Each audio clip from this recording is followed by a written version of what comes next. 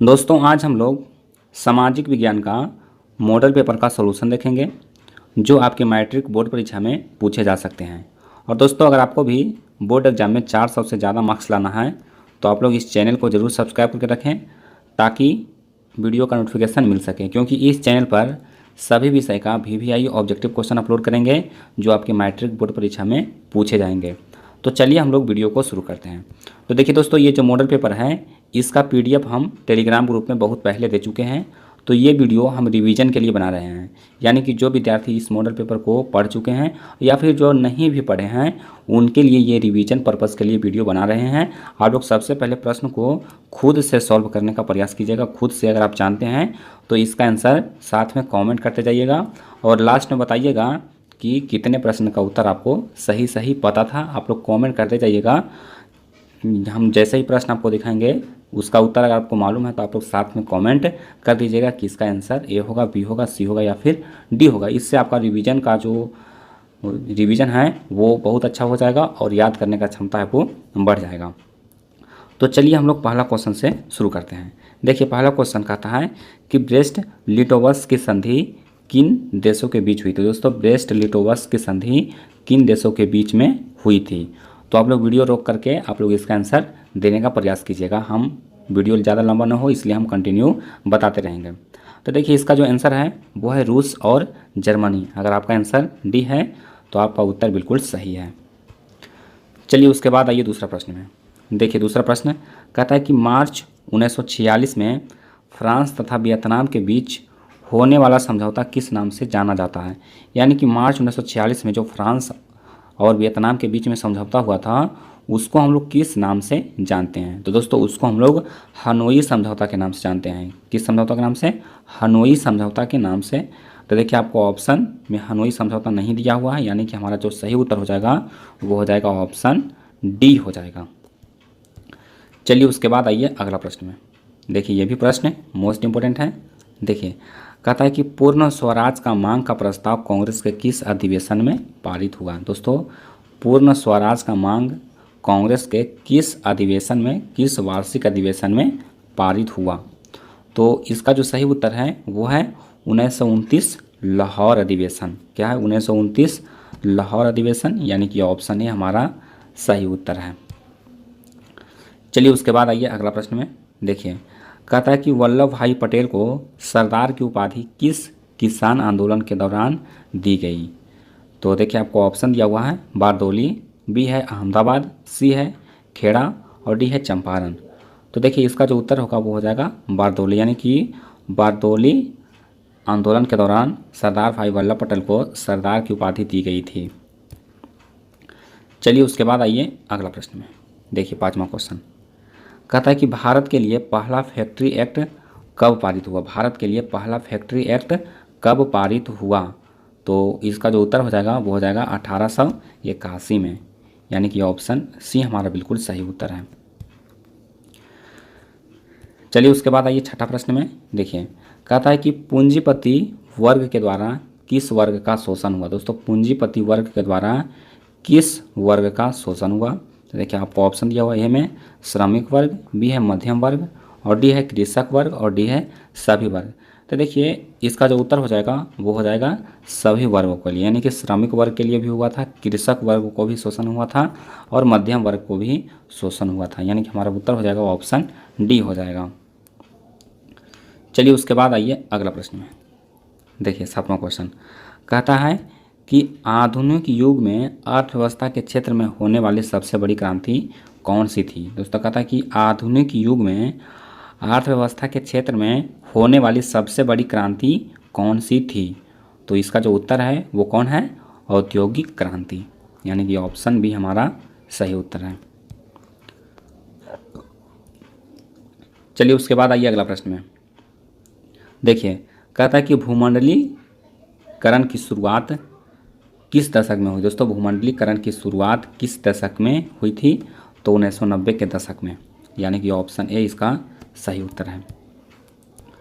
चलिए उसके बाद आइए अगला प्रश्न में। देखिए नौवां प्रश्न कहता है कि गुटेनबर्ग ने सर्वप्रथम किस पुस्तक की छपाई की। बहुत ही इंपॉर्टेंट क्वेश्चन है और आपके बोर्ड एग्जाम में बार बार पूछे जाते हैं। कि जो गुटेनबर्ग था वो सबसे पहले किस पुस्तक का छपाई किया? तो हमारा उत्तर हो जाएगा बाइबिल का, यानी कि ऑप्शन डी हमारा बिल्कुल सही उत्तर है। चलिए उसके बाद आइए अगला प्रश्न में। देखिए कहता है कि विश्व में सर्वप्रथम मुद्रण की शुरुआत कहाँ हुई? दोस्तों विश्व में सर्वप्रथम मुद्रण की शुरुआत कहाँ हुई? तो बहुत आसान क्वेश्चन है। देखिए ऑप्शन दिया हुआ है, ए में भारत, बी है जापान, सी है चीन और डी है अमेरिका। तो जल्दी से इसका आंसर बताइए कि इसका आंसर कौन सा सही है। तो देखिए इसका जो सही आंसर है वह है चीन। सबसे पहले मुद्रण की शुरुआत कहाँ हुई थी? चीन में हुई थी। चलिए उसके बाद आइए अगला प्रश्न में। देखिए 11 नंबर सवाल बहुत ही इंपॉर्टेंट सवाल है। कहता है कि मेढक के प्रजनन प्रक्रिया को बाधित करने वाला रसायन कौन सा है? बहुत ही इंपॉर्टेंट क्वेश्चन है, ये भी प्रश्न आपके परीक्षा में आ सकते हैं। कहता है कि मेढक के प्रजनन प्रक्रिया को बाधित करने वाला रसायन कौन सा है? तो ऑप्शन दिया हुआ है बेंजीन, बी है यूरिया, सी है एंड्रीन और डी है फॉस्फोरस। तो इसका जो सही उत्तर हो जाएगा वो हो जाएगा एंड्रीन, यानी कि एंड्रीन है वो मेढक के प्रजनन प्रक्रिया को बाधित करता है। चलिए उसके बाद आइए अगला प्रश्न में। देखिए ये भी प्रश्न बहुत ही इंपॉर्टेंट है, ये भी प्रश्न आपके बोर्ड एग्जाम में बार बार आते हैं। देखिए कहता है कि बिहार में अति जल दोहन से भूमिगत जल में किस तत्व का संकेंद्रण बढ़ा? यानी कि बिहार में अति जल दोहन से भूमिगत जल यानी कि जो अंडरग्राउंड वाटर है उसमें किस तत्व का संकेंद्रण बढ़ा है? ऑप्शन दिया हुआ है फ्लोराइड, क्लोराइड, आर्सेनिक और डी दिया गया है लोहा। क्या दिया गया है? लोहा। तो देखिए इसका जो सही उत्तर हो जाएगा वो हो जाएगा आर्सेनिक का, यानी कि ऑप्शन सी हमारा बिल्कुल सही आंसर है। चलिए उसके बाद आइए अगला प्रश्न में। देखिए 13 नंबर सवाल कहता है कि संविधान की धारा का संबंध है। दोस्तों संविधान की धारा का संबंध है। तो देखिए ऑप्शन आपको दिया हुआ है वन्य जीव तथा प्राकृतिक संसाधनों के संरक्षण से। यानी कि देखिए यहाँ पर थोड़ा सा क्वेश्चन में मिसप्रिंट हो गया, धारा सिर्फ दिया हुआ है, धारा 21 का संबंध है। दोस्तों लिखा हुआ रहेगा धारा 21 का संबंध है किससे है? तो इसका जो उत्तर होगा वो होगा वन जीवों तथा प्राकृतिक संसाधनों के संरक्षण से। इसको आप लोग क्वेश्चन में थोड़ा सा सुधार लीजिएगा, धारा 21 का संबंध वन जीवों तथा प्राकृतिक संसाधनों के संरक्षण से, यानी कि ऑप्शन ए हमारा सही उत्तर होगा। चलिए उसके बाद आइए अगला प्रश्न में। देखिए 14 नंबर सवाल कहता है कि बिहार में कितने प्रतिशत भौगोलिक क्षेत्र में वन का फैलाव है? बिहार के कितने प्रतिशत भौगोलिक क्षेत्र में वन का फैलाव है? तो हमारा जो उत्तर होगा वो हो जाएगा 7%, यानी कि बिहार में मात्र 7% भौगोलिक क्षेत्र पर वन का फैलाव है। चलिए उसके बाद आइए अगला प्रश्न में। देखिए कहता है कि एल्यूमिनियम बनाने के लिए किस खनिज की आवश्यकता पड़ती है? दोस्तों एल्यूमिनियम बनाने के लिए किस खनिज की आवश्यकता पड़ती है? ऑप्शन दिया हुआ है मैग्नीज, टीन, लोहा और बॉक्साइड। तो देखिए एल्यूमिनियम बनाने के लिए किस खनिज की आवश्यकता पड़ती है? तो बॉक्साइड का आवश्यकता पड़ती है, क्योंकि जो बॉक्साइड है वो एल्यूमिनियम का प्रमुख अयस्क है। चलिए उसके बाद देखिए अगला प्रश्न। देखिए 16 नंबर सवाल कहता है कि भारत के किस राज्य में सौर ऊर्जा के विकास की सर्वाधिक संभावनाएं हैं? यानी कि कहता है कि भारत के किस राज्य में सौर ऊर्जा के विकास की सर्वाधिक संभावनाएं हैं? ऑप्शन आपको दिया हुआ है असम, अरुणाचल प्रदेश, राजस्थान और मेघालय। तो देखिए इसका जो सही उत्तर हो जाएगा वो हो जाएगा राजस्थान, यानी कि राजस्थान का जो मरुस्थलीय क्षेत्र है वहाँ पर सौर ऊर्जा यानी कि सूर्य का जो सूरज से हम लोग बिजली उत्पादन करने के लिए सोलर पैनल का प्रयोग करते हैं वहाँ पे लगाए जा सकते हैं, यानी कि ऑप्शन सी हमारा सही उत्तर है। चलिए उसके बाद आइए अगला प्रश्न में। देखिए कहता है कि निम्नलिखित में से कौन छोटे पैमाने का उद्योग है? ऑप्शन दिया हुआ चीनी उद्योग, कागज उद्योग, खिलौना उद्योग और विद्युत उपकरण उद्योग। तो देखिए इसका जो उत्तर होगा बहुत आसान है, आपको पता होगा कि खिलौना है वो छोटे पैमाने का उद्योग है। चलिए उसके बाद अगला प्रश्न में कहता है कि देश में कितने विशेष आर्थिक क्षेत्र विकसित हैं? दोस्तों कहता है कितने विकसित हैं, यानी कि कहता है कि देश में कितने विशेष आर्थिक क्षेत्र विकसित है? तो इसका उत्तर हो जाएगा ऑप्शन डी हो जाएगा 5।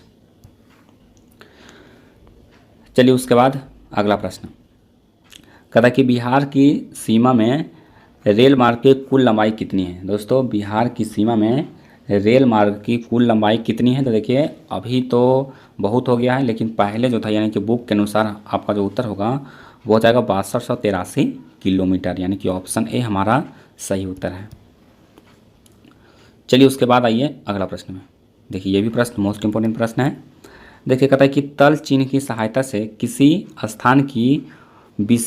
स्थान विशेष की मापी गई ऊंचाई को कहा जाता है। तो दोस्तों इसको क्या कहा जाता है, तो स्थानिक ऊंचाई कहा जाता है। क्या कहा जाता है, स्थानिक ऊंचाई कहा जाता है, यानी कि ऑप्शन ए हमारा बिल्कुल सही उत्तर है।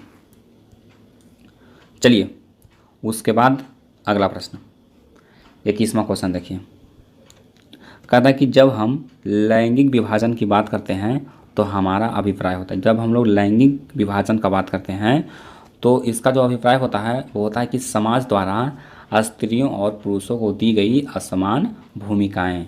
तो हमारा उत्तर क्या हो जाएगा, ऑप्शन बी हो जाएगा। चलिए उसके बाद आइए अगला प्रश्न में। देखिए 22वां सवाल, ये भी मोस्ट इंपॉर्टेंट सवाल है। कहता है कि भारतीय संविधान के बारे में इनमें कौन सा कथन सही नहीं है, कथन सही है। तो देखिए ऑप्शन ए दिया हुआ है कि यह धर्म के आधार पर भेदभाव की मनाही करता है, बी है यह एक धर्म की राजकीय धर्म मानता है, उसके बाद लोगों को कोई भी धर्म मनाने की आज़ादी नहीं है, और डी दिया गया महिलाओं को मतदान के अधिकार का अभाव है। तो देखिए दोस्तों इसमें कौन सा ऑप्शन सही होगा, ऑप्शन ए सही होगा कि यह धर्म के आधार पर भेदभाव की मनाही करता है, यानी कि यहाँ पर भेदभाव नहीं है। चलिए उसके बाद आइए 23 नंबर सवाल। देखिए कहता है कि सत्ता में साझेदारी सही है क्योंकि, ऑप्शन आपको दिया हुआ है यह विविधता को अपने में समेट लेती है, बी है देश की एकता को कमज़ोर करती है, उसके बाद सी है फैसले लेने में देरी करती है, और डी है विभिन्न समुदायों के बीच टकराव कम करती है। तो देखिए इसका जो सही आंसर होगा वो क्या होगा, देश की एकता को कमज़ोर करती है, यानी कि ऑप्शन बी हमारा बिल्कुल सही आंसर होगा। चलिए उसके बाद आइए अगला प्रश्न में। देखिए 24वां सवाल कहता है कि वर्ष 1975 को भारतीय राजनीति में किसके लिए जाना जाता है। तो देखिए जो 1975 हुआ था, 1975 में कहता है कि भारतीय राजनीति के किस लिए जाना जाता है। तो देखिए क्या हुआ था कि 1975 में देश में आपातकाल लागू हुआ था, और उस समय प्रधानमंत्री जो थी वो श्रीमती इंदिरा गांधी थी। लेकिन यहाँ पर क्या होगा राजनीति में, तो देश में आपातकाल लागू हुआ था, यानी कि ऑप्शन सी हमारा सही उत्तर है। चलिए उसके बाद आइए अगला प्रश्न में। देखिए कहता है कि बिहार में संपूर्ण क्रांति का नेतृत्व निम्न में से किसने किया। दोस्तों बिहार में संपूर्ण क्रांति का नेतृत्व किसने किया था, तो जयप्रकाश नारायण ने किया था, यानी कि ऑप्शन डी हमारा बिल्कुल सही उत्तर है। चलिए उसके बाद आइए अगला प्रश्न में। देखिए कहता है कि नर्मदा घाटी परियोजना किन राज्यों से संबंधित है। तो देखिए नर्मदा घाटी परियोजना है वो कहाँ कहाँ है, तमिलनाडु में है, केरल में है और कर्नाटक में है। तो देखिए तमिलनाडु, केरल और कर्नाटक, यानी कि ऑप्शन बी हमारा बिल्कुल सही उत्तर होगा। इसको आप लोग अपने कॉपी में नोट कर लीजिए, ये प्रश्न आपके परीक्षा में आ सकते हैं। चलिए उसके बाद आइए अगला प्रश्न। देखिए 27वां सवाल कहता है कि निम्न में से किसे लोकतंत्र का प्राण माना जाता है। दोस्तों लोकतंत्र का प्राण किसे माना जाता है, तो राजनीतिक दल को। हमारा उत्तर क्या होगा, ऑप्शन डी होगा। ये प्रश्न भी बार बार पूछे जाते हैं। चलिए उसके बाद देखिए अगला प्रश्न कहता है कि दल बदल कानून निम्न में से किस पर लागू होता है। दोस्तों दल बदल कानून किस पर लागू होता है, तो ऑप्शन आपको दिया हुआ संसदों और विधायकों पर, बी है राष्ट्रपति पर, सी है उपराष्ट्रपति पर, और डी है इनमें से सभी पर। तो देखिए जो दल बदल कानून है वो संसदों और विधायकों पर लागू होता है, इसको आप लोग याद रखिए। हमारा उत्तर हो जाएगा वो हो जाएगा ऑप्शन ए हो जाएगा। चलिए उसके बाद अगला प्रश्न देखिए कहता है कि जनता दल यूनाइटेड पार्टी का गठन कब हुआ। दोस्तों जनता दल यूनाइटेड पार्टी का गठन कब हुआ था, तो 1999 में हुआ था। हमारा उत्तर क्या होगा, ऑप्शन बी हो जाएगा। चलिए उसके बाद देखिए कहता है कि निम्न में से कौन अर्थव्यवस्था के प्राथमिक क्षेत्र में सम्मिलित है। दोस्तों कहता है कि निम्न में से कौन अर्थव्यवस्था के प्राथमिक क्षेत्र में सम्मिलित है। देखिए प्राथमिक क्षेत्र में कौन आता है, कृषि क्षेत्र आता है। कौन आता है, कृषि क्षेत्र आता है। चलिए उसके बाद अगला प्रश्न देखिए कहता है कि जिस देश की प्रति व्यक्ति आय अधिक होती है वह देश कहलाता है। यानी कि कोई देश का प्रति व्यक्ति आय है वो अधिक है तो उस देश को हम लोग कैसा देश कहेंगे, तो विकसित देश कहेंगे, यानी कि ऑप्शन बी हमारा बिल्कुल सही आंसर है।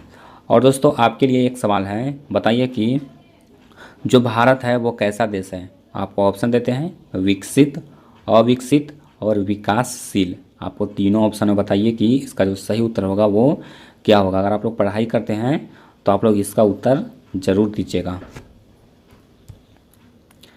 चलिए उसके बाद आइए अगला प्रश्न में।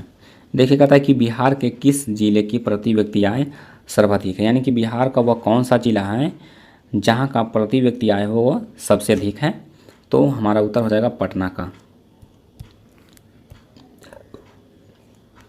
चलिए उसके बाद अगला प्रश्न देखिए कहता है कि भारत का केंद्रीय बैंक कौन है। दोस्तों भारत का जो केंद्रीय बैंक है वो कौन है। तो आपको पता होगा कि भारत का जो केंद्रीय बैंक है वो है आरबीआई। क्या है आरबीआई। आप लोग देखते होंगे कि जो नोट होता है उसमें क्या लिखा हुआ होता है आरबीआई, यानी कि रिजर्व बैंक ऑफ इंडिया।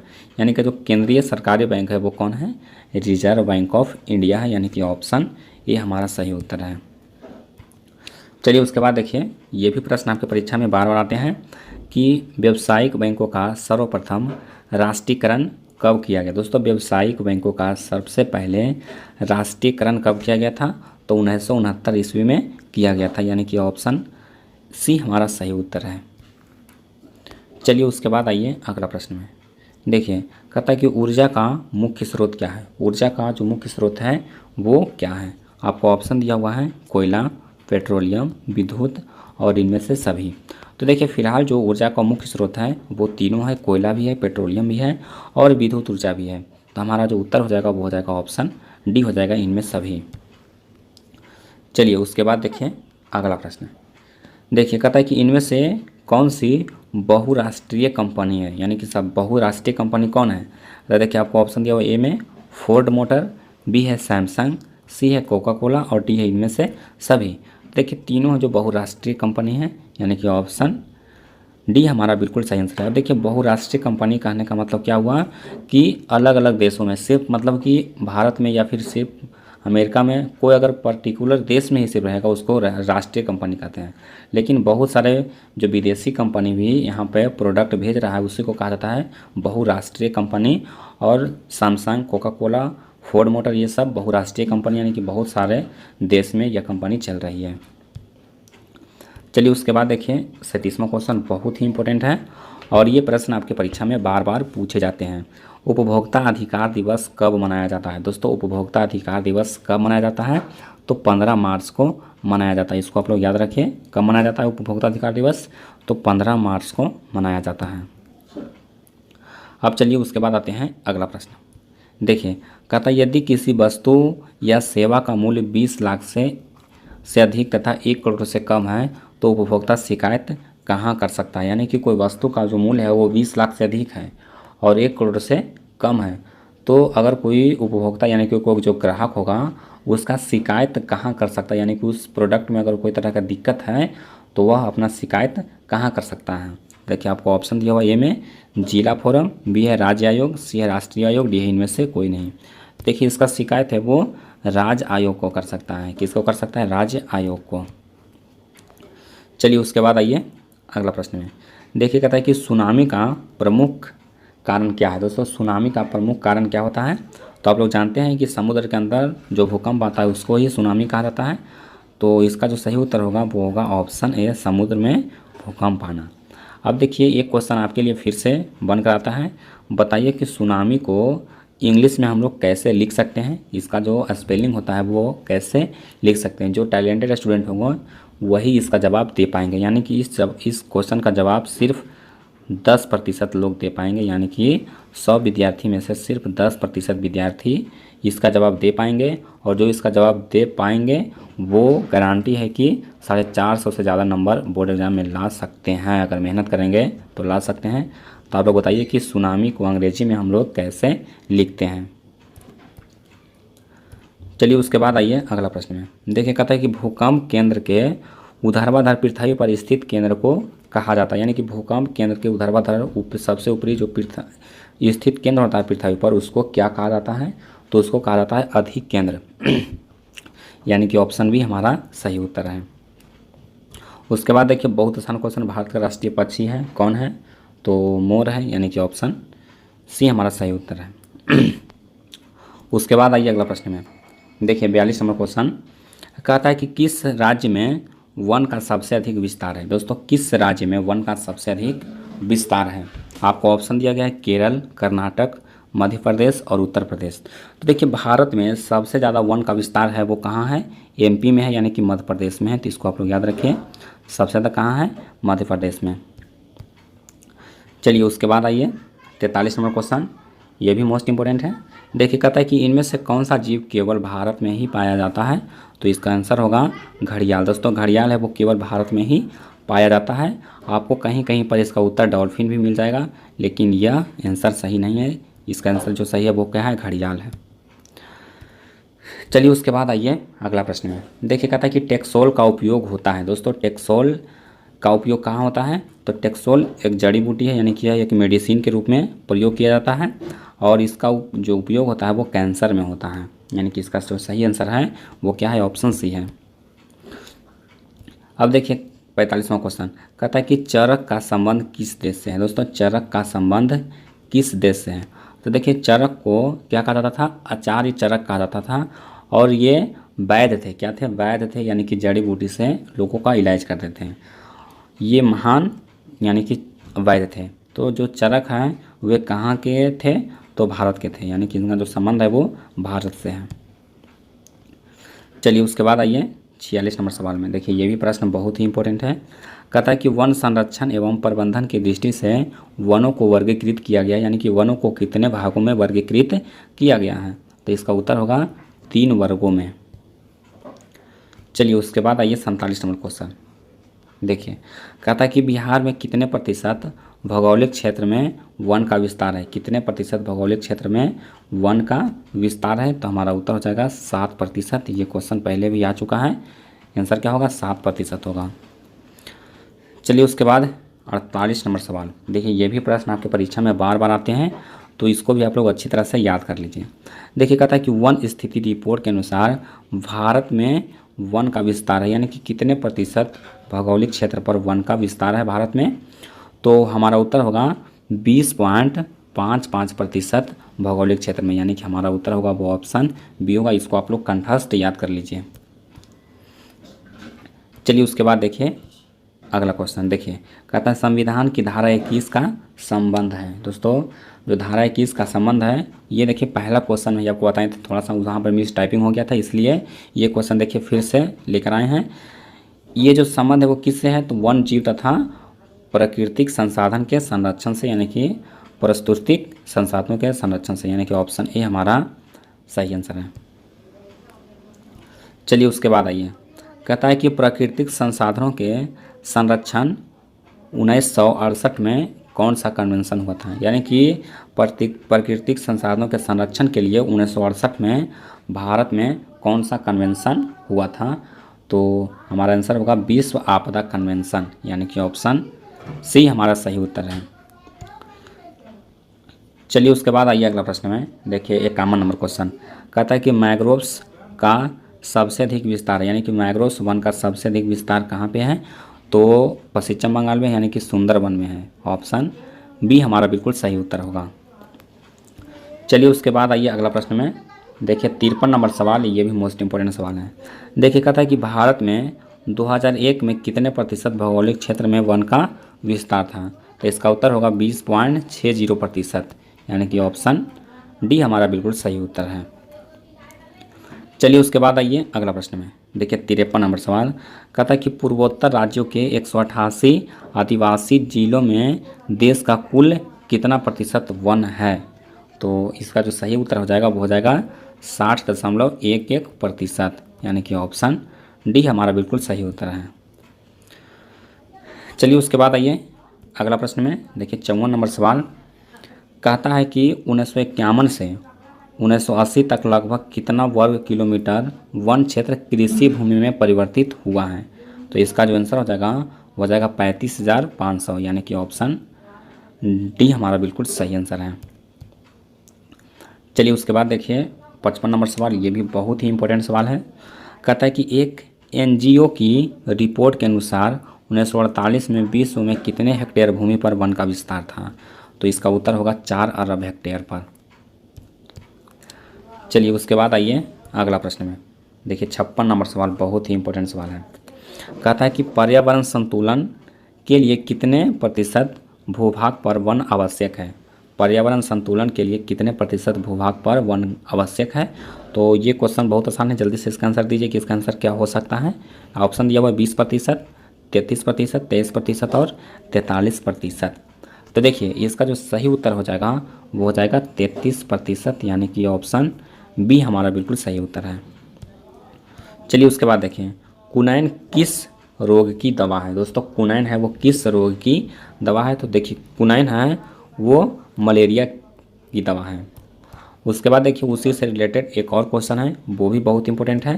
कहता है कुनैन किस वृक्ष से प्राप्त होता है। तो देखिए कुनैन है वो सिनकोना से प्राप्त होता है। किससे होता है? सिनकोना से, यानी कि ऑप्शन सी हमारा बिल्कुल सही उत्तर है। चलिए उसके बाद आइए 59। कहता है कि बाघ परियोजना कब प्रारंभ हुआ। दोस्तों बाघ परियोजना कब प्रारंभ हुआ था। तो 1973 ईस्वी में, यानी कि ऑप्शन बी हमारा बिल्कुल सही आंसर है। उसके बाद देखिए कहता है कि भारत का राष्ट्रीय पशु है। तो दोस्तों भारत का राष्ट्रीय पशु कौन है। तो बाघ है। राष्ट्रीय पक्षी कौन है? मोर है। चलिए उसके बाद आइए 61 नंबर सवाल में। देखिए कहता है कि घड़ियाल प्रजनन केंद्र कहाँ स्थापित है। दोस्तों घड़ियाल प्रजनन केंद्र कहाँ स्थापित है। तो इसका आंसर होगा मुरैना में। कहाँ है? मुरैना में है, यानी कि ऑप्शन बी हमारा सही उत्तर है। चलिए उसके बाद देखिए 62 नंबर सवाल। कहता है कि भारत में उजला बाघ प्रजनन केंद्र कहाँ स्थापित है, यानी कि उजला बाघ का प्रजनन केंद्र कहाँ स्थापित है। तो इसका जो उत्तर हो जाएगा वो हो जाएगा नंदन कानन में, यानी कि ये उड़ीसा में। ऑप्शन ए हमारा बिल्कुल सही है। चलिए उसके बाद देखिए 63 नंबर सवाल। ये भी क्वेश्चन बहुत ही इंपॉर्टेंट है, इसको भी आप लोग कॉपी में नोट कर लीजिए। देखिए कहता है कि संकटग्रस्त पादप प्रजातियों की सूची कहलाती है, यानी कि जिसमें संकटग्रस्त पेड़ पौधे होते हैं और उसकी प्रजातियों का जो सूची तैयार किया जाता है उसको कहा जाता है रेड डाटा बुक। क्या कहा जाता है? रेड डाटा बुक कहा जाता है, यानी कि ऑप्शन बी हमारा सही उत्तर है। चलिए उसके बाद देखिए 64वां सवाल। कहता है कि साल किस वन का वृक्ष है। दोस्तों साल है वो किस वन का वृक्ष है। तो ऑप्शन दिया हुआ है सदाबहार, बी है डेल्टाई, सी है शुष्क और डी है पतझड़। तो यहाँ पर जो इसका उत्तर हो जाएगा वो हो जाएगा साल जो है वो पतझड़ टाइप के वृक्ष का। उसके बाद आइए कहता है कि हॉट स्पॉट की पहचान पर किसने जोर दिया था। दोस्तों हॉट स्पॉट की पहचान पर किसने जोर दिया था। तो हमारा होगा नॉर्मन मेयर्स, यानी कि ऑप्शन सी हमारा बिल्कुल सही उत्तर है। चलिए उसके बाद आइए अगला प्रश्न में। देखिए 66 नंबर सवाल। कहता है कि भारत का पहला जैव मंडल आरक्षण क्षेत्र 1986 ईस्वी में कहाँ विकसित किया गया। तो इसका जो उत्तर होगा वो होगा नीलगिरी में। कहाँ स्थापित किया गया था? नीलगिरी में स्थापित किया गया था। तो इसको आप लोग कॉपी में नोट कर लीजिए और अच्छी तरह से याद कर लीजिए कि पहला जैव मंडल आरक्षित क्षेत्र 1986 में सबसे पहले नीलगिरी में विकसित किया गया। चलिए उसके बाद देखें कहता है कि वन जीव बोर्ड की स्थापना कब हुई। दोस्तों वन जीव बोर्ड की स्थापना कब हुई थी। तो 1952 ईस्वी में, यानी कि ऑप्शन बी हमारा सही उत्तर है। चलिए उसके बाद आइए अगला प्रश्न में। देखिए कहता है कि प्लाईवुड का निर्माण सर्वप्रथम कहाँ हुआ। दोस्तों प्लाईवुड का निर्माण सबसे पहले कहाँ हुआ था। तो जर्मनी में हुआ था, यानी कि ऑप्शन सी हमारा बिल्कुल सही उत्तर है। चलिए उसके बाद आइए अगला प्रश्न में। देखिए वन संरक्षण अधिनियम कब लागू किया गया। दोस्तों ये भी क्वेश्चन बहुत इंपॉर्टेंट है। वन संरक्षण अधिनियम कब लागू किया गया। तो आपको ऑप्शन दिया 1920, उसके बाद है 1880। देखिए थोड़ा सा मिस प्रिंट हो गया, 1880। उसके बाद है सी में 1990 और डी दिया गया है 2000 ईस्वी में। दोस्तों ये भी क्वेश्चन हम पहले बता चुके हैं। अगर आप पिछला वीडियो देखे होंगे तो ये क्वेश्चन का जवाब हम दे चुके हैं। तो आप जल्दी से इसका आंसर कमेंट कीजिए कि इसका आंसर सही क्या हो सकता है। चलिए उसके बाद आइए अगला प्रश्न में। देखिए कहता है कि सुंदरवन है। दोस्तों सुंदरवन क्या है? सुंदरवन कहाँ है। तो पश्चिम बंगाल में आपको पहले बताए हैं। उसके बाद देखिए अगला प्रश्न कहता है कि किस खनिज को उद्योगों की जननी कहा गया है। ये भी क्वेश्चन बहुत ही इंपॉर्टेंट क्वेश्चन, ये भी बार बार एग्जाम में पूछे जाते हैं कि किस खनिज को उद्योगों की जननी कहा गया है। तो ऑप्शन दिया हुआ है सोना, तांबा, लोहा और मैग्नीज। तो इसका जो उत्तर होगा वो हो जाएगा लोहा। चलिए उसके बाद देखिए कहता है कि सीमेंट उद्योग का सबसे प्रमुख कच्चा माल क्या है, यानी कि सीमेंट उद्योग में कच्चा माल जो प्रमुख है वो क्या है, तो चूना पत्थर है। क्या है, चूना पत्थर है, यानी कि ऑप्शन ए हमारा सही उत्तर है। चलिए उसके बाद आइए अगला प्रश्न में देखिए, कहता है कि एल्युमिनियम बनाने के लिए किस खनिज की आवश्यकता पड़ती है, तो इसका उत्तर क्या हो जाएगा, बॉक्साइट होगा। चलिए उसके बाद देखिए, कहता है कि भारत का कौन सबसे बड़ा लौह उत्पादक राज्य है, सबसे बड़ा लौह उत्पादक राज्य कौन है, तो ऑप्शन दिया हुआ है कर्नाटक, गोवा, उड़ीसा और झारखंड। तो देखिए इसका जो उत्तर हो जाएगा वो हो जाएगा कर्नाटक। कर्नाटक है वो सबसे ज़्यादा लौह उत्पादन करता है।